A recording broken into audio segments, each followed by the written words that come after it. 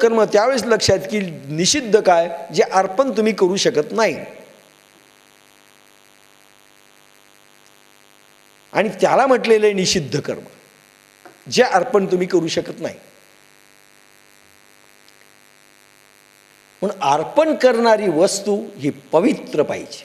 भगवंताला जी गोष्ट अर्पण करायची ती पवित्र असली पाहिजे.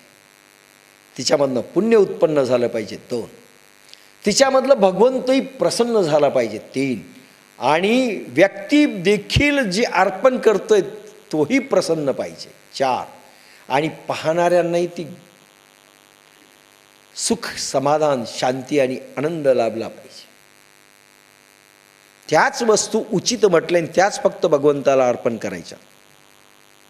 राग, द्वेष, मद, मत्सर हे तुम्ही भगवंताला अर्पणच करू शकत नाही, कारण भगवंत तसा नाही, आणि भगवंताला त्याची क्वालिटी द्यावी लागते.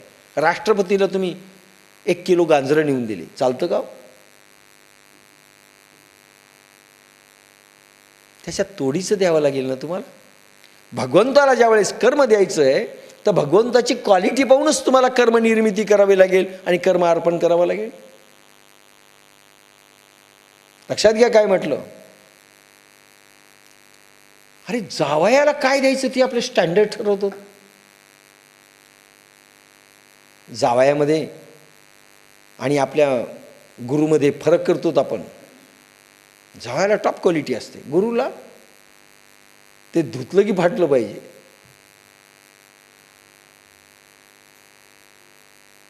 जावयापेक्षा भगवंताची क्वालिटी कशी असेल.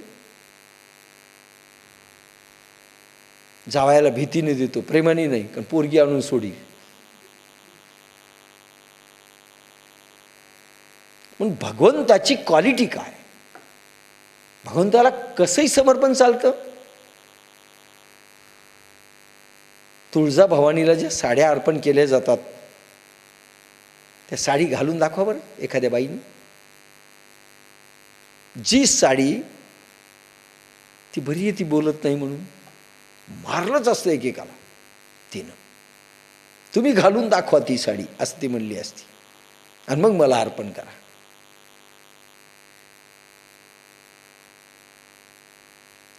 म्हणून म्हणतो अर्पण त्याचं स्टँडर्ड पाहून करावं लागतं. म्हणजे अर्पणाची क्वालिटी. अरे भगवंताला जर एखादी वस्तू अर्पण करायची ती कोणती असावी. मग कोणी म्हणेल हिनं काय अर्पण केलं, शबरीनं, उष्टेबोरं. मग आम्ही पण तेवढी क्वालिटी लागते. होय, रामकृष्ण परमहंसानं उष्टा नैवेद्य भगवंताला दाखवला, पण भाव कसा होता. उष्टा नैवेद्य दाखवता येतो का, पण तेवढं अफाट प्रेम असावं लागतं. ती शबरीसारखं असावं लागतं, ते विदुर पत्नीसारखं असावं लागतं. नाटक करून हे होत नाही. आपल्यासाठी उचितच शब्द टाकलेला आहे. ते भक्ती सांगत असताना सांगेल त्याचं काय आहे महत्त्व. पण इथे उचित म्हटल्यानंतर केळाची सालपटं घर फेकून दिलं आणि केळाची सालपटं दिली. कुठल्या नियमात बसतं. भगवंताचं स्टँडर्ड काय, केळाची सालपटं खाण्याचं आहे का. पण प्रेमामुळे तेही उचित झालेलं आहे. तेवढं प्रेम आहे का, नाही. मग नसेल तर त्या स्टँडर्डच्या वस्तू द्या. शबरी का देत होती, का विदुर पत्नीनं दिलं, आणि अजून तिसरं रामकृष्ण परमहंसांनी का उष्टा नैवेद्य दाखवला. रामकृष्ण रोज अगोदर चाखायचे आणि मग भगवंताला द्यायचे. हे राणी रासमतीला कंप्लेंट केली, माथुर बाबूला अगोदर कंप्लेंट केली, ते जावई आहेत राणी रासमतींचे, की आपल्याकडे जे पुजारी ठेवलेले आहेत कालीमातेच्या मंदिरात, ते रामकृष्ण परमहंस हे उष्टा नैवेद्य देवीला दाखवतात. तर माथुरबाबू लपून बसले आणि पाहू लागले तर खरंच यांनी प्रत्येक गोष्ट अशी चाकली आणि मग देवाला दाखवली घंटी अशी फिरून. राग आला त्यांना. राणी रासमती सगळे आले. म्हणले, तुम्ही उष्टा नैवेद्य दाखवतात? होय. का जगदंबा जेवण घेते. अरे मीठ कमी असेल, तिखट जास्त झालं, बोलणार नाही का त्यांना? ज्यावेळेस उष्ट जेवणही देवी देवता खातात त्यावेळेस उष्ट चालतं, ते उचित आहे. आपलं काहीच जात नाही, खात नाहीत आपण, पण कसंही नैवेद्य चालतो भगवंताला. म्हणून उचित कर्म शब्द याच्यामध्ये पवित्र भाव आहे, पवित्र असलं पाहिजे. म्हणून आपण देवाला नैवेद्य दाखवताना कांदा नको, कांद्याची भाजी आपण दाखवत नाही का? तामसी अन्न. देव सात्विक आहे, त्याला उचित म्हटलं आहे. लसण नको, लक्षात घ्या. मांसाचा नैवेद्य नको, दारूचा नैवेद्य नको, उचित. सडका नको माल, टॉप आंबा दाखवायचा.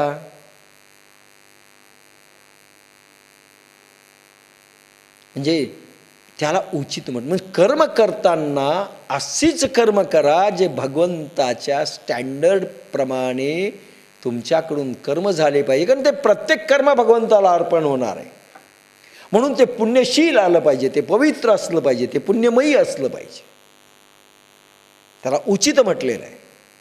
आपल्या हातून एक एक कर्म करताना ते भगवंताला जर अर्पण करायचं असेल तर भगवंतानी ॲक्सेप्ट केलं पाहिजे. तुम्ही असं काही द्यायलेत की त्याला ॲक्सेप्टेबल नाही, चालतं का? तेही नाही. त्याला ॲक्सेप्ट केलं पाहिजे भगवंतानी,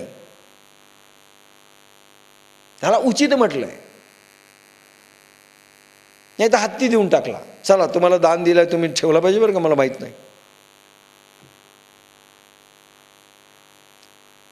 त्या एका संस्थेने होमिओपॅथीचे, त्या गणेशपुरीची संस्था, त्यांनी एक गायच देऊन टाकली आमच्या गणेश देशमुखाला, होमिओपॅथीचे डॉक्टर.